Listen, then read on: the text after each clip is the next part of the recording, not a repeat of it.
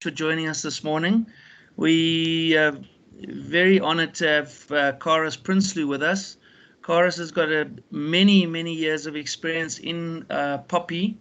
POPIA, as you know, was initially started or basically came into effect in 2013, but it's going to come into full effect now with no excuses on the 1st of July 2021. So Karus has got a huge amount of experience with POPIA. Karus has also practiced as an attorney and was admitted as an attorney in 2003. Karus works for EOH now as a legal trainer advisor and has been with them since 2015. So, as I say, Karus is very experienced, in compliance matters and especially POPIA. So, we're looking forward to your presentation today, Karus. The other what we're going to show, so Karus is going to present for about 30 minutes, and then I'm going to show you the BarnOwl cloud solution, where we've actually populated what we call the POPIA readiness assessment. So it's content that Karus and Inlexo have come up with, almost like a checklist or a task-driven list of how to get POPIA readiness, or basically how to get ready for POPIA, task by task. So that's a brand new cloud offering. We're going to be launching it on the 7th of April, but I'm going to give you a sneak preview today. So I think, yeah, over to you, Karus, if you want to take over now and then carry on with your presentation. Thank you very much.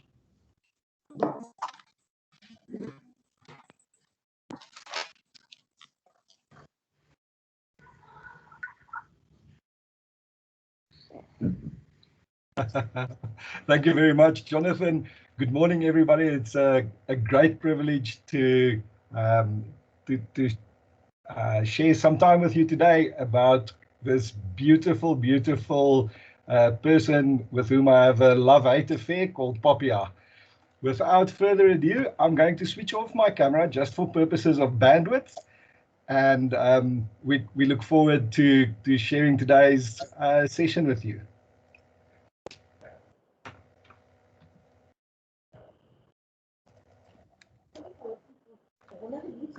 As Jono said, we are going to focus today on gearing up for POPIA. We've split the discussion into 3 bits. Firstly, a brief overview of POPIA, then the role of the information officer in terms of POPIA and the Promotion of Access to Information Act, the PIA, and then over to Jono to showcase the POPIA readiness assessment tool, about which we are very excited. So about POPIA, the purpose of the Protection of Personal Information Act is to promote the protection of personal information of data subjects. Now, each one of us as a person is a data subject. Interestingly, in the South African context, the legislation also provides for legal entities to be included in the definition of data subjects.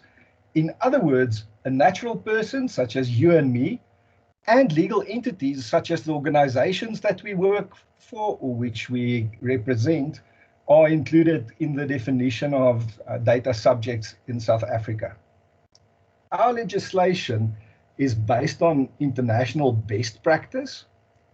It reflects the best features of international privacy legislation, such as the General Data Protection Regulation, GDPR, that came into effect 2 years or so ago, and then also reflecting principles and features of other international pieces of privacy legislation.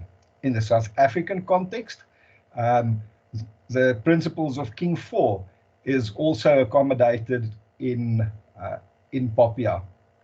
The legislation also accommodates international standards such as ISO 27000 and COBIT 5, for instance.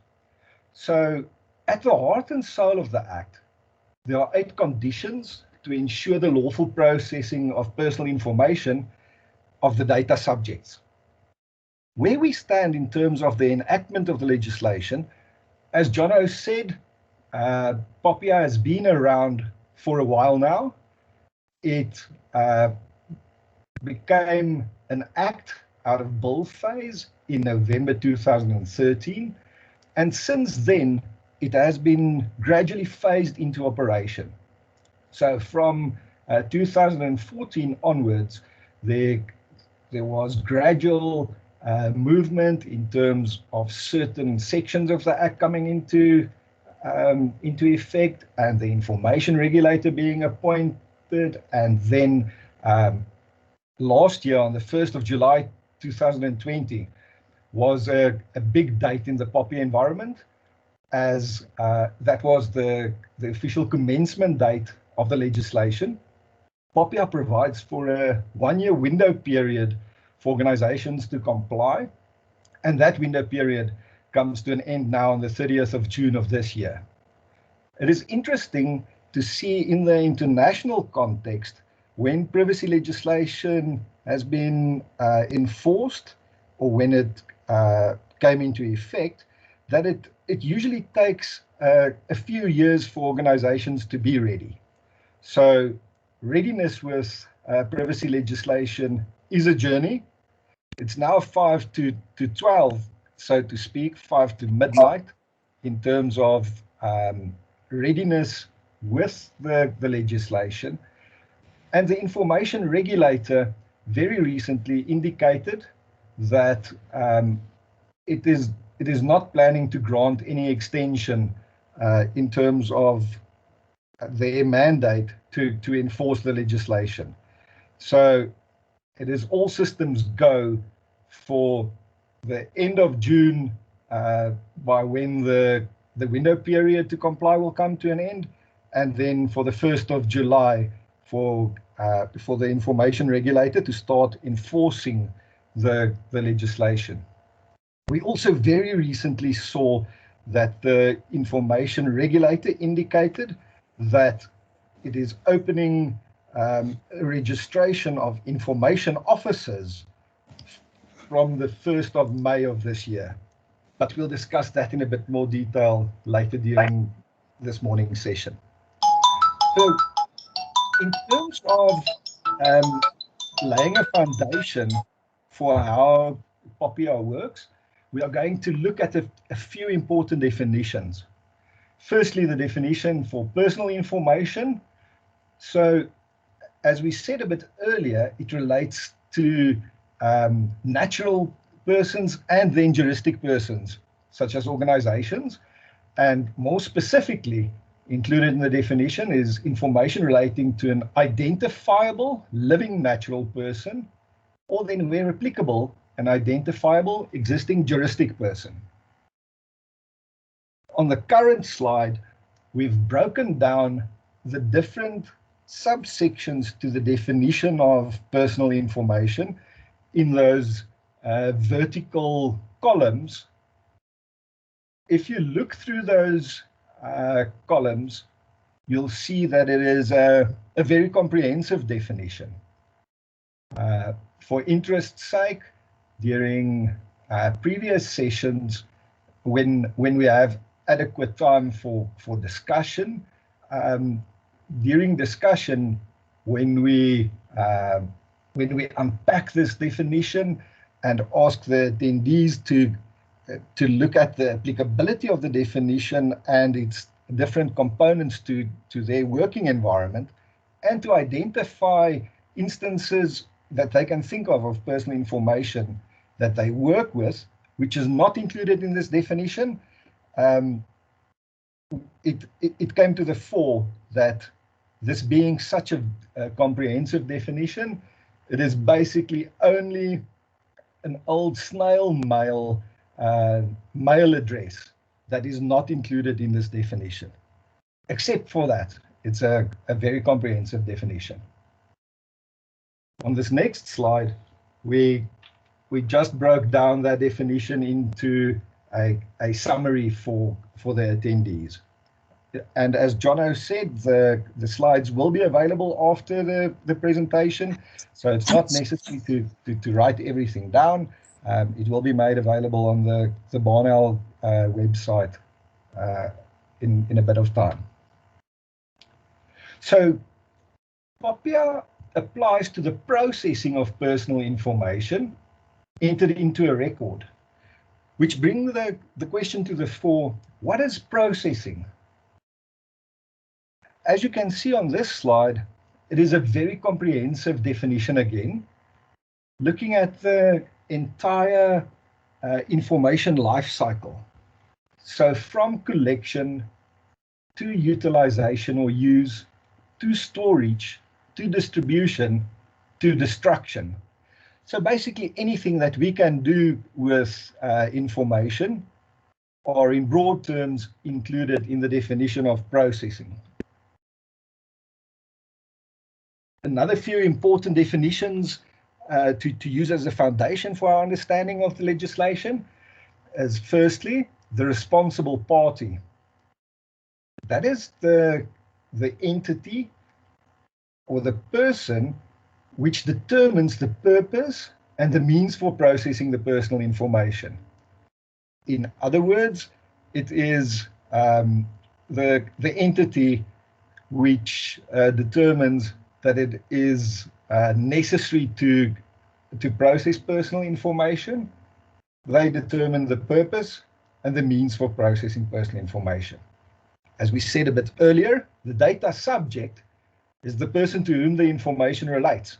And that can either be a natural person such as you and me, or a legal entity such as an organization that you work for, or another service provider with whom an entity interacts. An operator is a person who processes personal information for the responsible party in terms of a contract or mandate. So there's a contract or mandate in place in terms of which an operator processes information on behalf of a responsible party. Examples of operators would, for instance, be a call center contacting customers on behalf of a responsible party, or if there's another type of servicing organization involved. So for instance, if an organization's payroll is outsourced, that payroll outsourcing organization would be an example of an operator which processed information on behalf of the responsible party when the operator processed the payroll information of employees. Lastly, in terms of the definitions, the Act provides for this definition of an information officer, which we're going to discuss in a bit more detail later in the session. In terms of the definition of an information officer, distinction is made between a public body and a private body. On the slide, you'll see in terms of PIA, sections 1 or 17 speaks to the information officer of a public body, or deputy information officers of public bodies. So a public body is typically an organization such as an entity of state or a government department, whereas a private body is a private organization in terms of the definitions in PIA.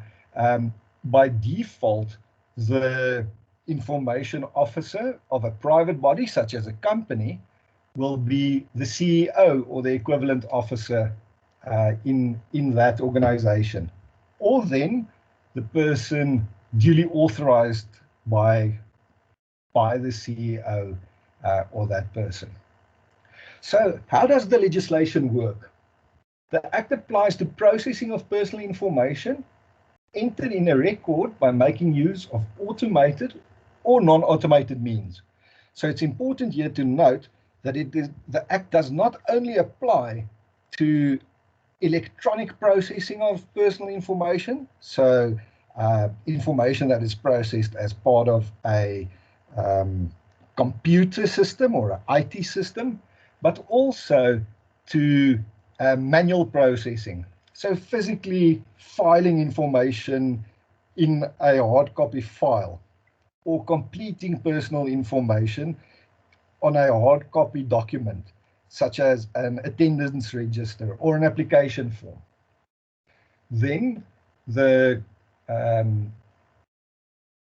processing takes place by a responsible party that we discussed on the previous slide, and that responsible party is domiciled in South Africa, so it is an organization based in South Africa, or an instructor based in South Africa, or if not domiciled in South Africa, an organization or a responsible party that makes use of automated or non-automated means within South Africa.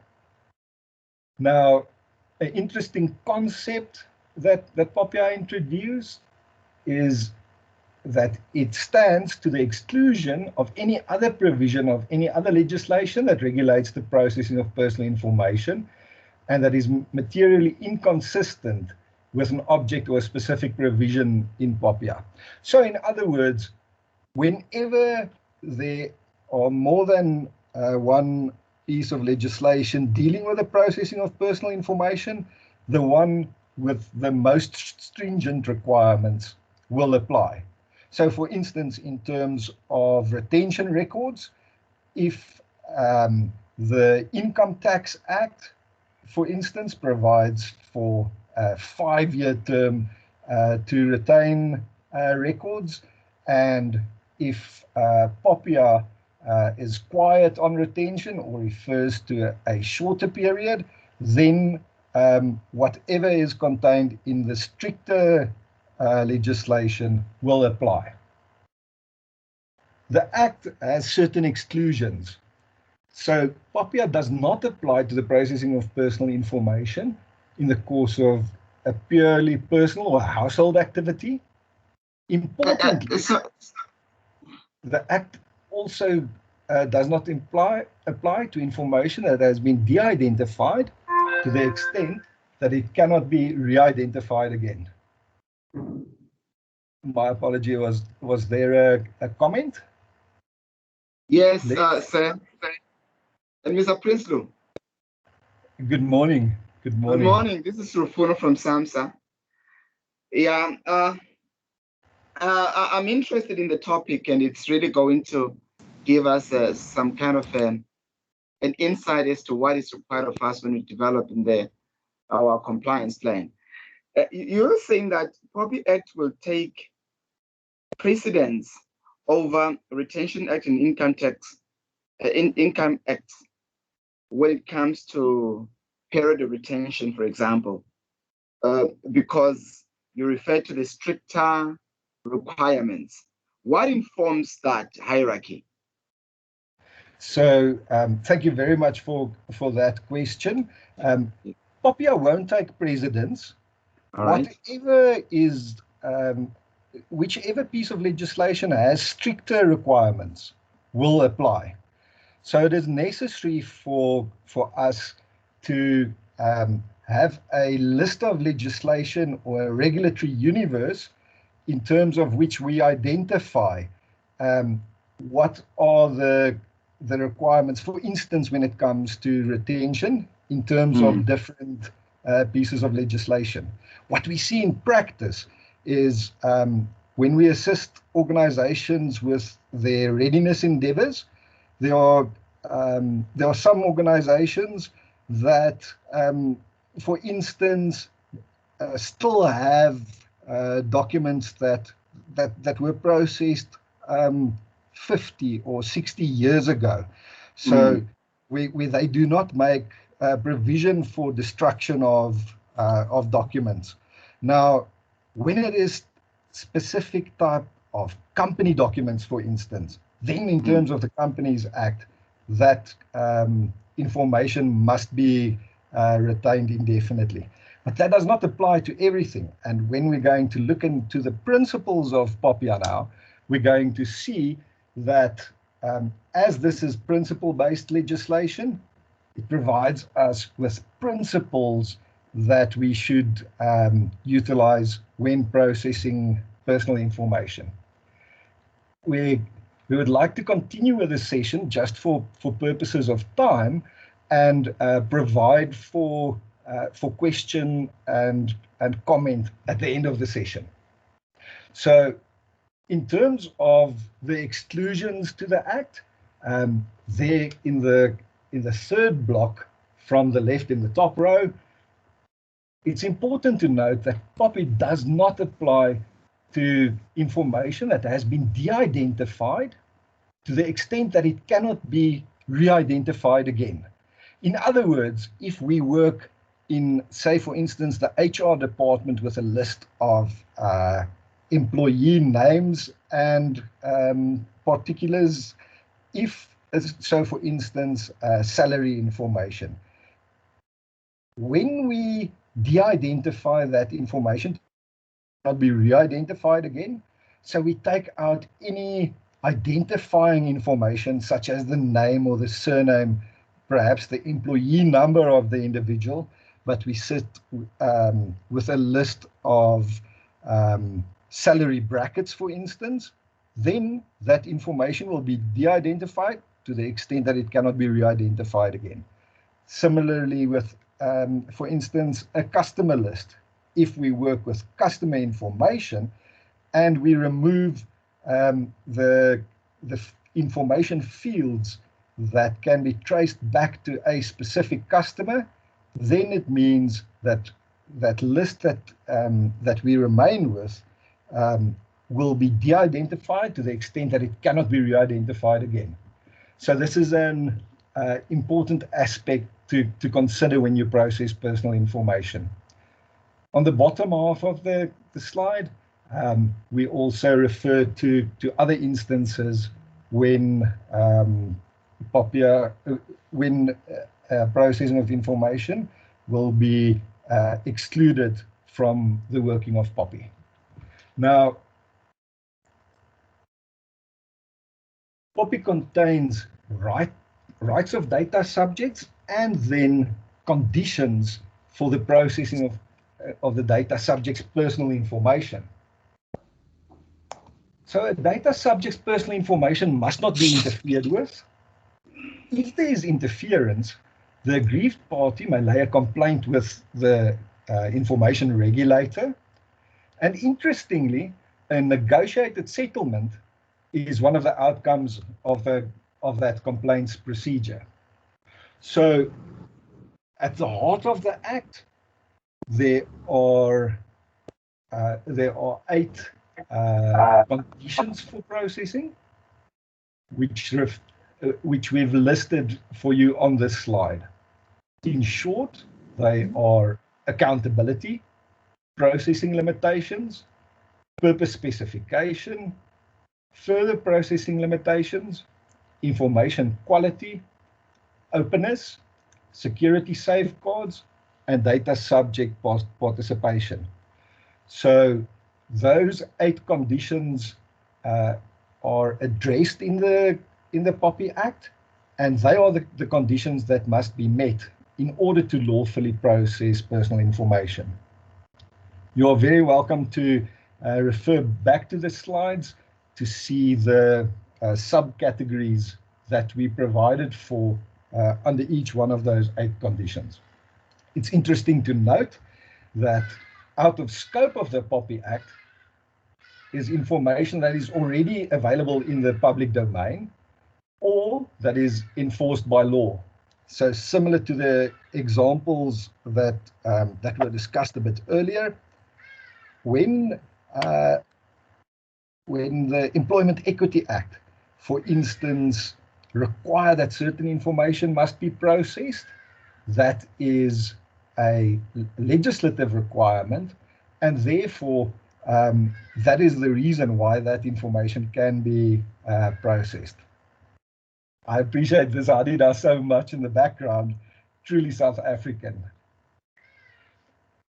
Also, the Act also provides for special conditions. That speaks to processing limitations, certain conditions where more stringent requirements apply. So when we process personal information of children under 18, or if it is not specifically permitted in terms of the legislation, religious or philosophical beliefs, or processing trade union membership and political opinions, or health, sexual life and biometric details, or race and ethnic origin, or criminal behavior, or the transfer across South African borders. So it's important to note that under the circumstances that's currently displayed on the slide, there are more stringent requirements that come into play. Linking to the last point on the previous slide, we may transfer personal information to a third party in another country if the recipient is subject to similar laws or binding corporate rules, or if the data subject consents, or if the transfer is necessary for the performance of a contract, or transfer is for the data subject's benefit. Generally speaking, it is important to identify the circumstances when the data subject's consent may be required, and to keep a record or a register of consents. So in terms of the practical implications that the Act brings and the consequences of non-compliance, on the left-hand side of the slide, we've listed business processes and information systems which are typically mostly impacted by the Act. So that will be whenever there is customer interaction. So for instance, in your customer relationship management system, or wherever you have interaction with a client, for instance, at point of sale, there will be personal information that is processed. On the human resources side, there's a lot of employee information that organizations process. Interestingly, as POPIA also applies to legal entities in the supply chain from a procurement perspective, there are other entities that a organization interact with for which personal, or in respect of which personal information is processed in terms of the type of information that is exchanged for procurement purposes. The Act also impacts on information management, so on IT in general, and then in the marketing environment, wherever we process information of data subjects with a marketing motive. So, for instance, direct marketing to data subjects are specifically addressed in POPIA as well. Then lastly, also be on the lookout for international transfer of information. In other words, those instances where information is transferred across borders between different countries. The consequences of non-compliance, then the right-hand block on the slide. Firstly, the biggest consequence is the reputational risk. Nobody wants to be the organization whose name appears in the headlines in the media because of a privacy breach. The Act also provides for a unique way to deal with contraventions, as a negotiated settlement is one of the outcomes of the complaints process that we mentioned a bit earlier. It's important to note that the Act does not require a court order in order to enforce a fine or another remedy instituted by the information regulator. So the Act provides for administrative fines of up to 10 million rand that can be instituted, or up to 10 years imprisonment. The Act also provides for civil remedies, so it is possible to also sue for an aggrieved party to also sue on a civil basis for damages incurred. The areas in the business that is impacted by POPIA, we've listed a few here for you on the slide. For instance, from a strategic perspective, it's necessary for the organization to ask who is responsible for compliance with POPIA and who is accountable for that. In terms of information management, it is necessary to provide for classification and retention and security of information that we process. It is important to look at our processes around customer interaction. So where we collect or process, collecting and processing of customer information. Similarly, on the HR side, as we mentioned a bit earlier, the Act also has a vast impact on marketing and then on the international transfer of information. So the Act has a big impact on systems and business processes. So some of the practical implications of POPIA includes that the role of the information officer has been strengthened substantially now. We are going to unpack that in a bit more detail during the next bit of the presentation. It is also necessary for us to identify who the responsible party, the operator, and the data subject is in terms of different data sets. It will be necessary for organizations to ensure that documents and business processes are aligned with POPIA's requirements. So on the document side, policies, agreements, and for instance, consent documents that must be aligned with POPIA's requirements, and then similarly with business processes. It will also be necessary to amend your PIA manual. So in terms of the was required for every organization to have in place, it will be necessary to amend that PIA manual due to POPIA's requirements. So next we're going to look at the role of the information officer. Every organization has an information officer. The role was introduced originally by the PIA Act, as we said a bit earlier, and when you refer to those relevant sections in PIA, you'll see if you are part of a private body, who the information officer will be by default, or if you work for a public entity, who the information officer will be by default.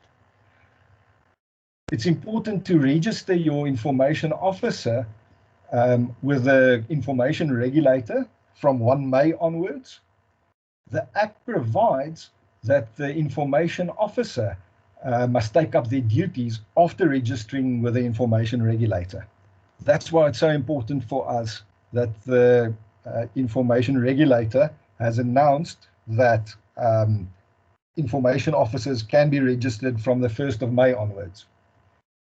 Specifically, POPIA sections 55 and 56, and then regulation 4 provides for more information about information officers, specifically section 55 on the duties and responsibilities of information officer, and the regulation number 4 on the responsibilities. And we've summarized that for you in the next 2 slides. So the duties of the information officer is encouraging compliance with the condition for the lawful processing of personal information, to deal with information requests made to the responsible party. When a responsible party is being investigated, the information officer will be working with the information regulator. According to the Act, it is also the duty of the information officer to otherwise ensure compliance. And then the Act provides for other duties which may be prescribed. So some of the other duties that have been prescribed have been prescribed in terms of the regulations to POPIA. And that provides that the information officer must ensure that the compliance framework is developed, implemented, monitored, and maintained. So we haven't received any further guidance from the information regulator yet as to what a compliance framework would be. It can be, one example could, for instance, be if your organization build a portfolio of evidence during your readiness endeavors while you prepare for POPI's implementation, or rather for the enforcement of the Act from the 1st of July onwards, that portfolio of evidence can be seen as a compliance framework. Otherwise, if we look at general compliance risk management plan methodology, it could be that we utilize a compliance risk management plan for the POPI Act as a compliance framework. So those are just some ideas to consider as compliance frameworks, because it is part of the responsibilities of the information officer to ensure that the compliance framework is developed, implemented, monitored, and maintained. The information officer must also ensure that a personal information impact assessment is done to ensure that adequate measures and standards exist in order to comply with the conditions for lawful processing of personal information. Again, in the South African context, we don't have guidance yet from the information regulator about what specifically a personal information impact assessment would entail, but it, by implication, it is necessary to assess the impact of personal information being processed to ensure that those measures are in place that is prescribed by the Act. It's also part of the responsibility of the information officer to ensure that a manual is developed, monitored, and maintained, and made available as prescribed in Section 41 and 51 of PIA. So the responsibilities relating to the PIA manual. The information officer must ensure that internal measures are developed together with adequate systems to process requests for information or access thereto. And then lastly, the information officer is also responsible to ensure that internal awareness sessions are conducted regarding POPIA's provisions and regulations, and then codes of conduct and other information obtained from the regulator. So what must we be busy with at the moment? It is 5 to midnight in terms of the enforcement of the Act. So we see that at our clients that they have formulated implementation plans, or they're in the process of formulating implementation plans. The POPI readiness assessment that Jonathan is going to present to you just now is an example of something that can be utilized as an implementation plan. So it is necessary to identify the areas of the business impacted by the legislation, to work closely with those, with representatives from those areas, and for the organization to have a POPI champion, which pulled together all the implementation initiatives from representatives from the different areas of responsibility. So this could be your information officer. However, with information officers only being required to register from the 1st of May, we've seen in different organizations, different people from different functional backgrounds playing the role of drawing all these strings together as a POPI champion. Lastly, it's going to be necessary to then change your existing documents and processes. Thank you very much. Jonathan, I'm handing over to you for the presentation on the online tool. Thank you, Karus. Thank you. My pleasure. I don't know why this is frozen. Here we go. Morning. Thank you, Karus. That's great. So what we've done is we've obviously got BarnOwl, which has got, traditional BarnOwl has got a compliance module that's advanced in terms of being able to import acts, with the provisions and the obligations, and create CRMPs, compliance risk management plans. But what we've launched now is a cloud solution, which is very easy to sign up with. As I mentioned, we're going to launch this on the 7th of April. And what we've done is we've worked with Inlexo and Karus to populate a PRA readiness, or POPI readiness assessment into the cloud solution. So if you sign up for the cloud, it'll be normal kind of pay-as-you-go kind of solution. It actually guides you through all the steps of POPI readiness assessment. So it's quite a nice, simple tool to use. It's really around action plan management and task management. So as I've just mentioned, it's action plan and task management. It's hosted or sitting in the Microsoft Azure cloud, and it's pre-populated with a template of best practice POPIA tasks that we've worked with Karus. It's very easy to sign up for. What's really nice is that you can assign participants to the various POPIA tasks. I'll show you some screenshots just now. But the owners don't have to be just within your organization. So you can actually invite external parties to the tasks within within this cloud solution. It also allows collaboration on POPIA tasks. You'll see the discussion groups within a POPIA task. As I say, it's an easy to use system, and it just drives ownership and accountability for these tasks.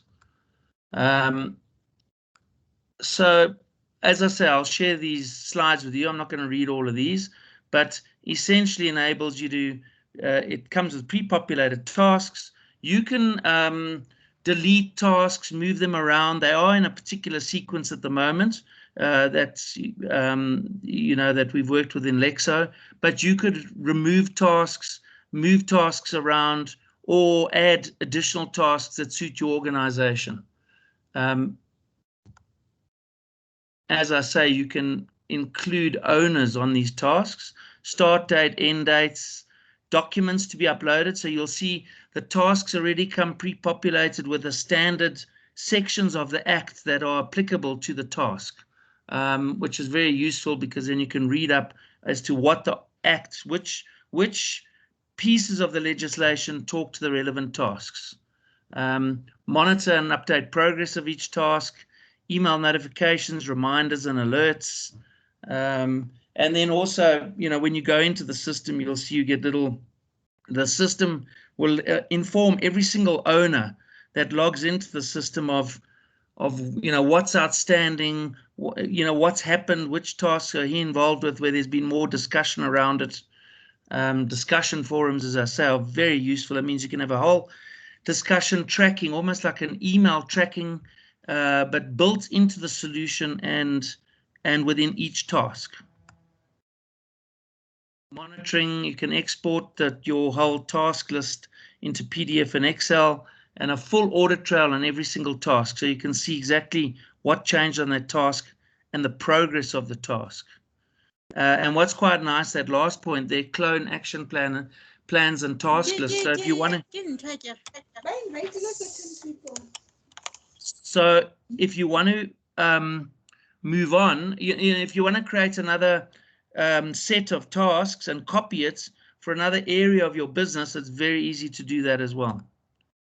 Key benefits: fast-track POPIA compliance, structured approach to your POPIA. You know, it's very difficult to manage all of this.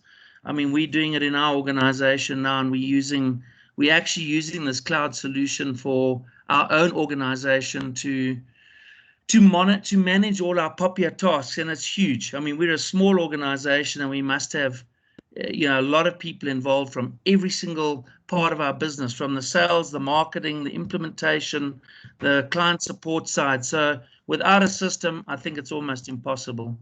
Drive ownership again, assign your participants, real-time process monitoring. So if everyone is updating their tasks, then you've got basically real-time monitoring of who's doing what on those tasks.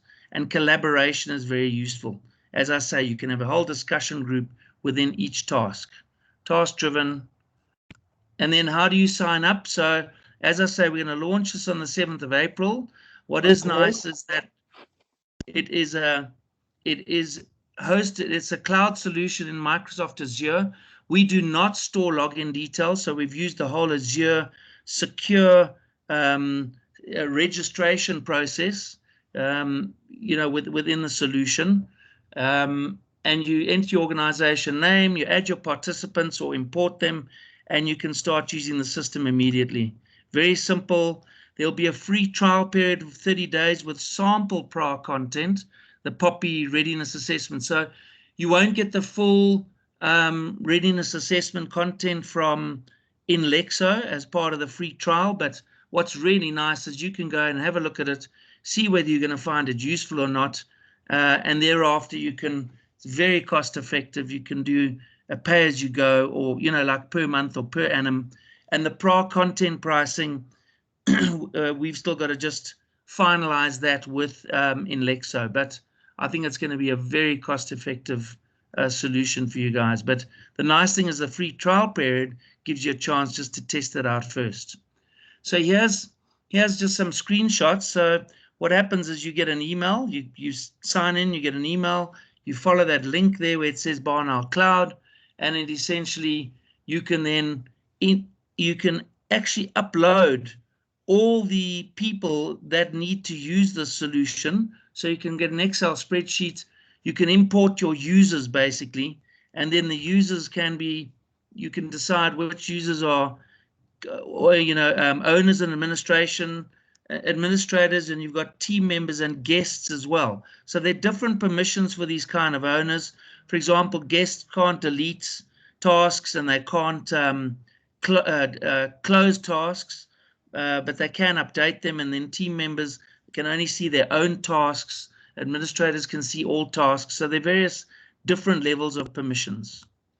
This is probably a screen that's one of the most important ones. So you can see here that this gives you an example of the category of the task or the area of the task, so information officer, and then each of these points below here are the tasks. You can see I've allocated people to these tasks, and on a real-time basis it tells you whether the task is overdue, due today, due in 9 days time, due in 16 days time, who's responsible for what, when must it be due by, and very easy to click on these tasks and it pops up, and you can see there's a start date, end date, percentage complete, all the documents that are linked to the task, and you can upload more tasks. There's a whole discussion forum, participants, in other words, who needs to be part of this task, and we'll have that RACI, responsible, accountable, consulted, informed, so that people are informed of a task, but also take responsibility for a specific task. This is the home page where, as you log in, you'll be able to see, how many tasks are overdue. That's the red button. Tasks due today, tasks due next week. It also has these little, at the top here, I don't know if you can see my mouse, but it's got a little alerts, the bell. It's got, it informs you as to any changes that are happening on any tasks that you are involved with. And the same on this left-hand side here, you can see if there are any unread discussions. So as I mentioned, in each task you can have discussions, and the system will tell you whether you've missed anything. So, you know, we all get thousands of emails every day. It's very difficult to keep up to date with emails, but by going in here around your tasks, you know exactly what you might have missed, and the system keeps telling you what you might have missed, and you can go in and have a look at the discussion group, or whether you need to respond to anything. This is just your task schedule, so it's just one of the views. You can see all the tasks that you're involved with, you know, start date, end dates, either on a weekly basis, a work week, a day. Very useful. This is also very powerful. You can search. So all the documents, you can attach all the documents to the relevant tasks. And when we give you this, well, when the readiness assessment is, you know, when you sign up for it, you will get all of the relevant bits of legislation that apply to each of the tasks. So we've tried to make this task driven. If you look at the normal compliance imports that we do, they're very much pulled in by the provision, or by the, if you want to call it, the obligation. So they're not, they're structured according to the Act, whereas this, for example, this this readiness assessment is structured based on what tasks do you need to do to be able to comply, and which pieces of the Act or the sections of the Act are applicable to each task. But you can also very nicely search for documents and go and have a look at all the documents in your system. So it's like a document management system as well, which is very useful. So I think we're going to open the floor now to questions and answers. I don't know what the time is now. I see it's 9:50, so we've got 10 minutes. I don't know whether anyone's got any specific questions. I think the best will be to put your hand up. I think that's going to work the best. So maybe I'll stop sharing my screen now.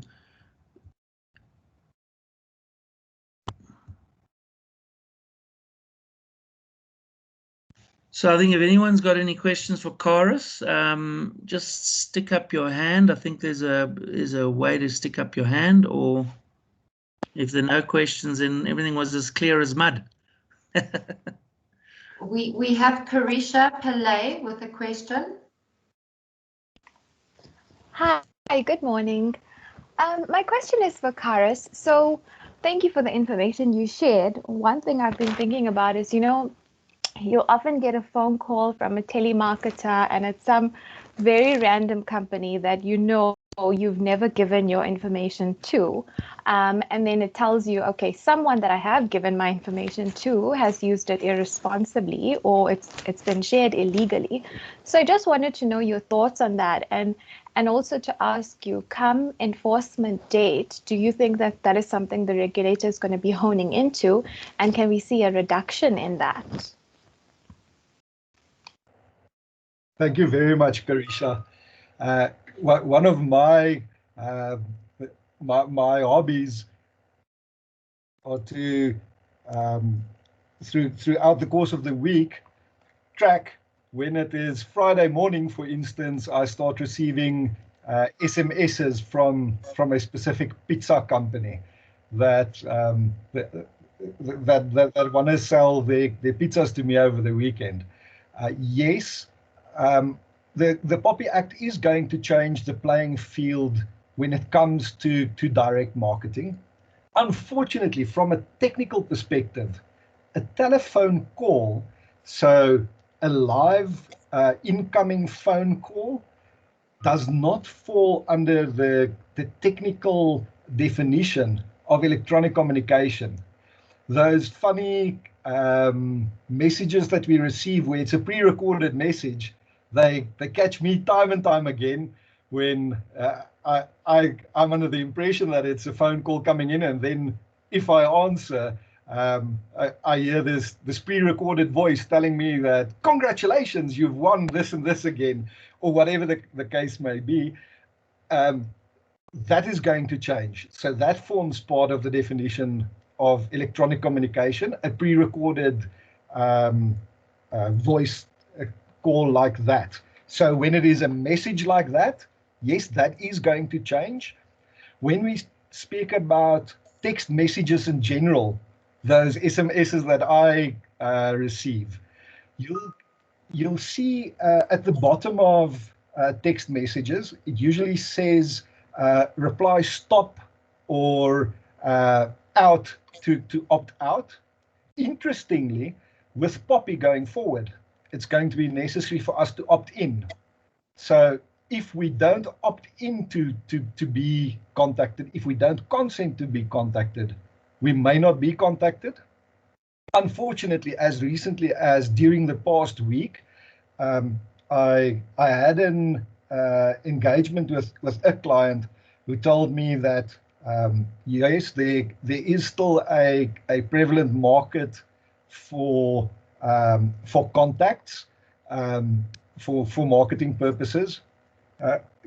Karisha, it's not all going to change immediately, but POPIA equips us with the principles to ensure that our personal information is going to be processed in a responsible manner.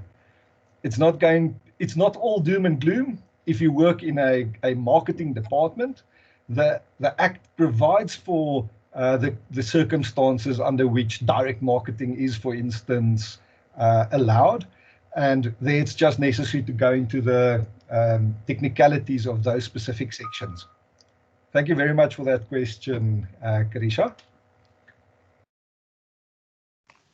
Thank you, Karus. Can I ask you just a quick follow-up on that? Very welcome.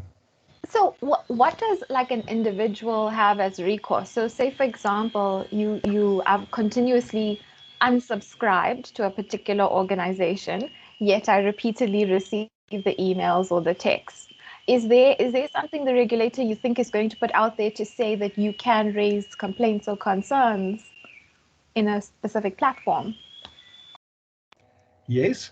Prior to POPIA, the Direct Marketing Association provided for a mechanism in terms of which there was a do not contact database that was hosted, for instance. But in terms of international benchmarking, we see immediately after privacy legislation coming into effect that there's a huge awareness under data subjects, and we, as a data subject, I am equipped to complain. So usually my first course of action is to speak to the organization which contacts me and ask them where did they get my information from, request that they do not contact me any further, that they remove me from their database. And I can foresee that there will be a lot of public pressure. If I work for the regulator and I receive 258 complaints about the same service provider, about the way in which they market, it will prompt me to go and scratch a bit further and to look into the way in which that organization treats personal information for marketing purposes. Karisha, I hope that addressed your question. Sorry, we are very pressed for time. You're very welcome to also contact me outside of the session. We will, our contact details are included at the end of the presentation, which is going to be shared as well. So you're very welcome to contact us for any further special particulars. Other questions, please? If I may, sorry, Karus, good morning. It's Errol here from UCT. I have a 10 o'clock meeting, so I just quickly wanted to pose this question to you. Firstly, thanks for the present, both to you and Jonathan. I'd be interested in the pricing for your PRA content. Please, if that could be provided, and pleased to hear that your details are available at the end of the preso. We have our own collaboration platform, so it's likely that we'd probably, kind of use that on our own platform that does pretty much, what Jonathan outlined as your tool to do. So yeah, I'd really be interested in the PRA content at a later stage, please. Thank you very much. Thanks. Information on that will from the 7th of April when we make it available to clients and prospective clients. Thank you very much. Thank you. Cheers. Morning. Good morning. And thanks for the presentation. My name is Dennis Make. My question is with regards to personal liability insurance. I see in the presentation you only making reference towards that for only the information officer. I work at an archives and we process information. Our users are researchers from time to time. But then if the personal liability insurance is only covering the information officer, what about the deputy and our operators within, that is our archivist within the organization? Yes. Then lastly, don't you find it strange that POPIA and PIA are grouped together and the State Information Security Act is excluded? The reason I'm asking this is that what is to happen, especially with personal liability insurance, for example, when an employee at my organization is to disclose state information? I'll end there. Thank you. Dennis, thank you so much for those questions. Very interesting topics. Last night when I had a final squiz through my presentation, I was quite tempted to delete that reference to personal liability for the information officer, but I decided to leave it in because the Act does, so POPIA does provide for personal liability. I am willing to be an external information officer for external companies, and so in specific industries, and it does mean that the compensation for that comes with a certain compensation for the risk that's being taken. Having said that, it is almost under grossly negligent circumstances that the information officer will be personally liable. So the Act is very specific about the circumstances under which there will be personal liability. Generally speaking, this is not about individual liability. Yes, in terms of the way in which the responsibilities of the information officer is delegated within your organization, it will be possible for the deputy information officers to also obtain liability, but I don't currently see the emphasis so much on that prior personal liability on a personal level. Compliance is everybody's responsibility. Not everybody is accountable in the end, because our understanding is the information regulator will contact the information officer, but it is also not just the information officer's neck which is on the block, because ultimately within an organization, in a private organization context, the directors are ultimately responsible. So for now, my focus hasn't been so much on the personal liability side. I think it is possible to mitigate the risks there by looking at the circumstances under which one can obtain personal liability. And I can imagine that it is an insurable matter as well. So I haven't interacted with any insurers about how it works to obtain professional indemnity insurance for that.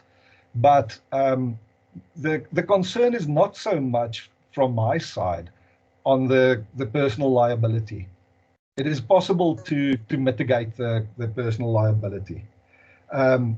A very interesting comment from your side about the way in which the legislation is grouped together.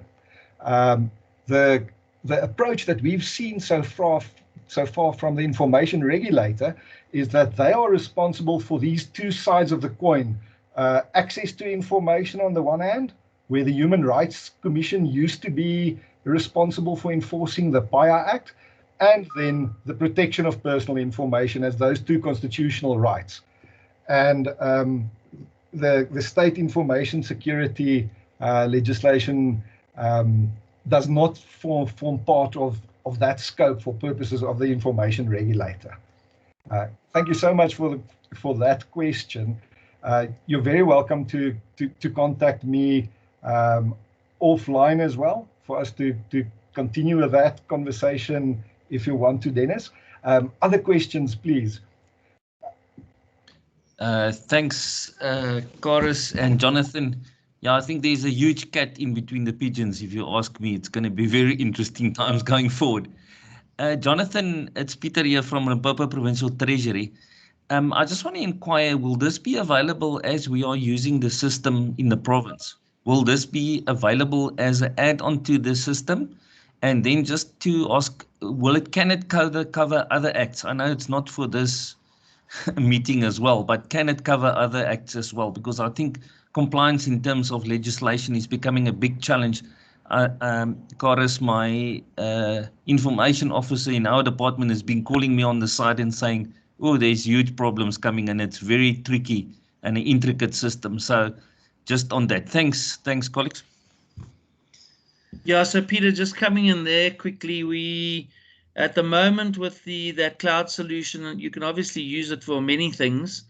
It's around task management. At the moment, we're going to focus on POPI, but I'm sure with time, working with Karus, we can populate it with other acts. But the BarnOwl solution by itself has access to a lot of acts that you import into it. So it's not really task driven, but I don't know if you know the traditional BarnOwl solution is more around CRMPs, compliance risk management plans linked to the obligations or the provisions of the act. But I think, Peter, we'll take it. Send me an email, please, or give me a shout, and we can discuss it further as to how we can help you. Thanks, Peter. Next question, please. Jonathan, if I can jump in with a quick comment. Audience, the version of the PRA that we are making available at the beginning of April will be as applicable to private organizations. So Peter's question speaks to a public organization as an example. The first version that we're making available speaks to private entities. We foresee that it will be possible to also make such a tool available for public entities, but this first round speaks specifically to private. Jonathan, in terms of time, I am still available. I'm willing to remain on the line, say up until past or so for more questions. If any of the audience wants to leave in the meantime, they're very welcome to do so. From my side, I will also still be available. Very welcome with questions, audience.